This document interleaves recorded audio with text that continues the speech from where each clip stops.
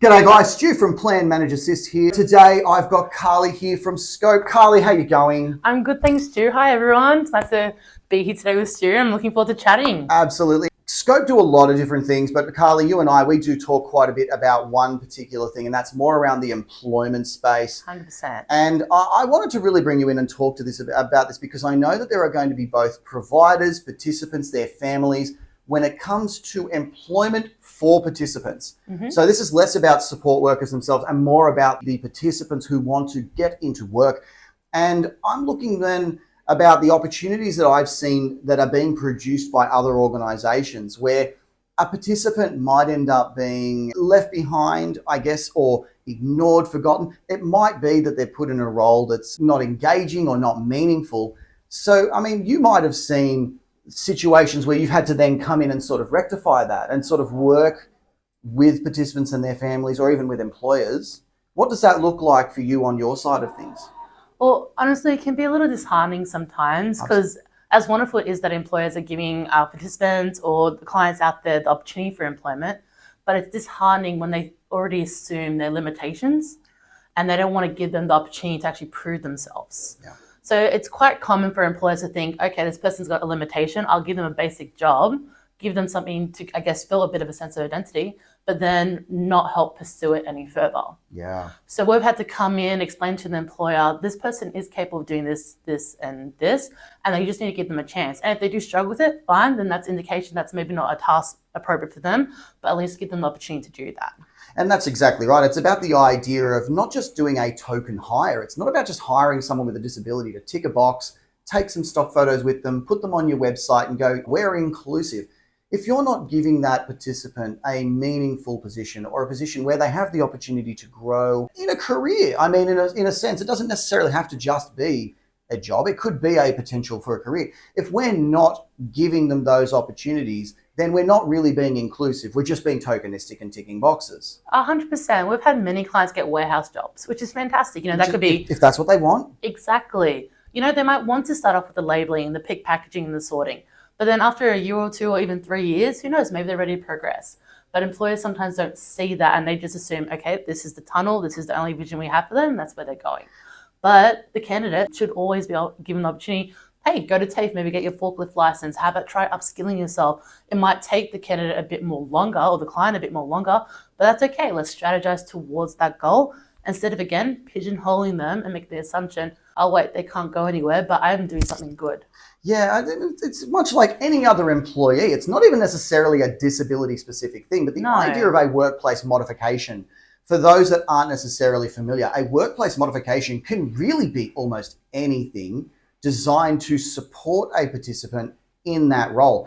It could be as simple as a different type of keyboard. Yeah. It could be as simple as changing the hours that they normally work. So instead of them working from 8 till 4, it might be that they work from 9 till 3. We would see employers do the same thing for a return to work mum, but 100%. For some reason there's a stigma there on participants because they feel like that limitation restricts them. It is quite sad that stigma is still out there. And again, people just make assumptions.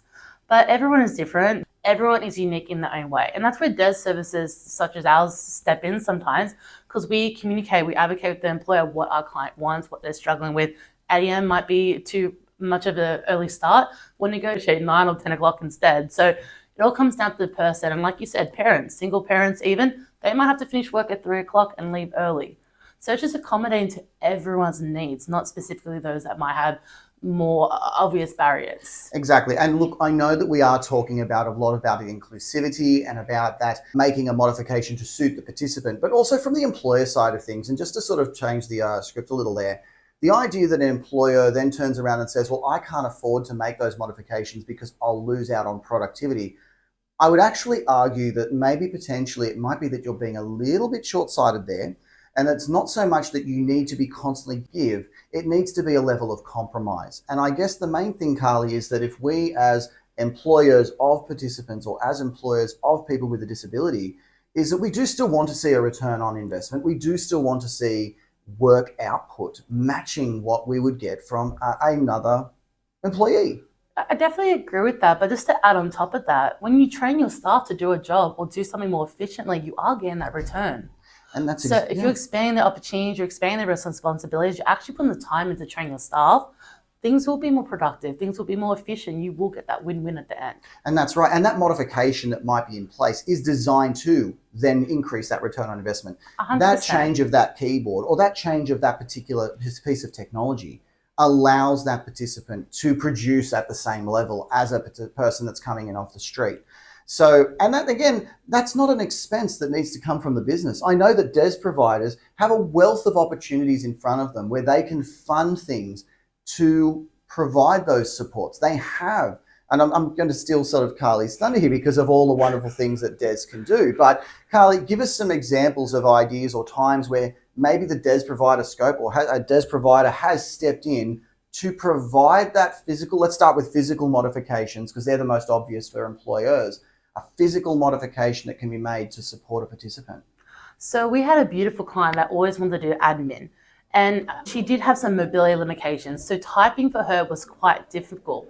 But one of the modifications that we did was buy her a touchscreen computer because she had no difficulty sliding her finger across the screen to do typing. She had difficulty with typing on a keyboard.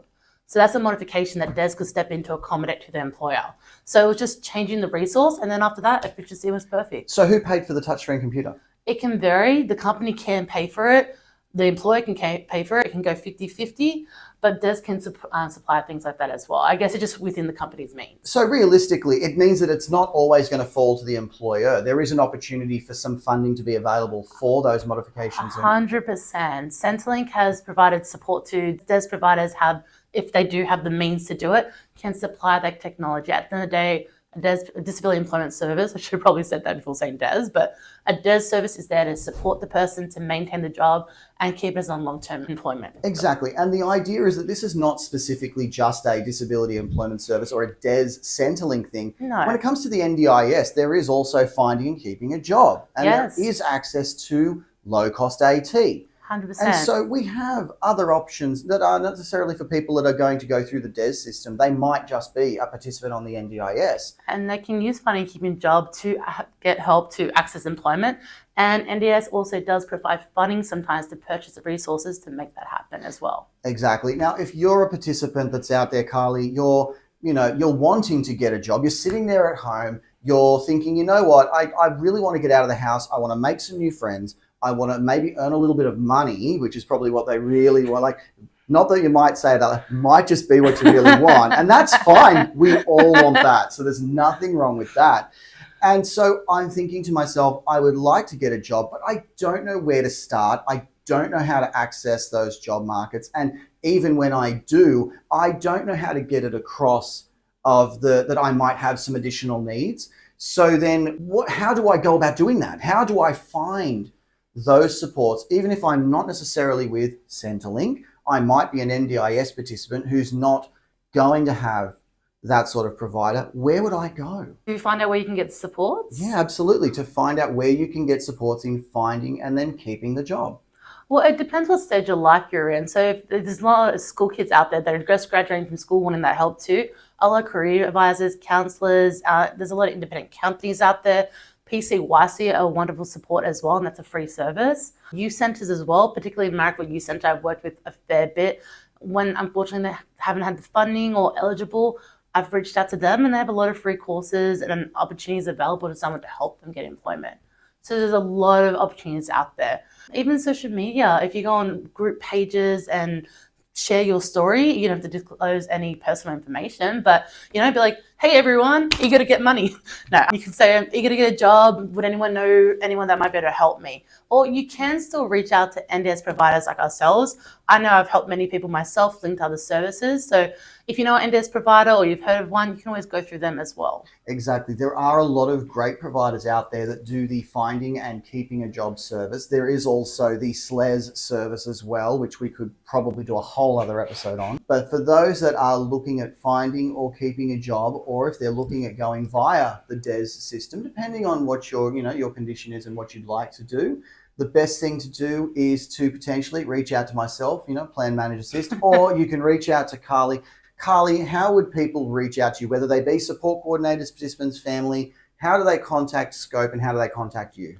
Well, you're welcome to contact me directly. I'll shout out my number out there. So if you wanted to contact me, it's 0419 806 210, or my email, which is KTRYP for Peter IS at scopeaust.org.au. So scopeaust.org.au. Yeah. That way they can reach you. And if they then want to ask a question, and if you're not quite sure, if you are watching this on YouTube, you can click on the link in the description below where you'll be able to access Scope's page and have a bit of a read. Reach out to Karlie. If you are doing it via Spotify, you've just heard Karlie's number. Good luck remembering that.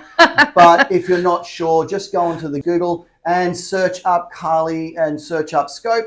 You'll be able to reach out to them. Now, in terms of, just for those, because again, this does go nationwide, so we could have providers anywhere in Australia. Where does Scope provide services? So we're in Victoria, Melbourne, and throughout New South Wales, Sydney. So we're in both states. Okay, fantastic. And just briefly, I know we did talk mostly about employment, but what are the services that Scope can provide in a nutshell? We provide a range of services. So we do accommodations, SIL and SDA, so support independent living. We also do therapy ourselves, speech, OT, and behavioural support is what we're most known for. And as Stu mentioned, we do a range of employments, les, des, customised and supported. And we have our own social enterprises as well. So we grow our herbs and sauces. And we also have a few brilliant social connection locations as well. So if you're interested in making friends, there's some beautiful people out there you can meet. Fantastic. Well, Karlie, thank you so much for coming in today. No problem. We really appreciate it. Thank you again. Thank you, Stu. And thanks, everyone. It's lovely speaking with you. Thank you.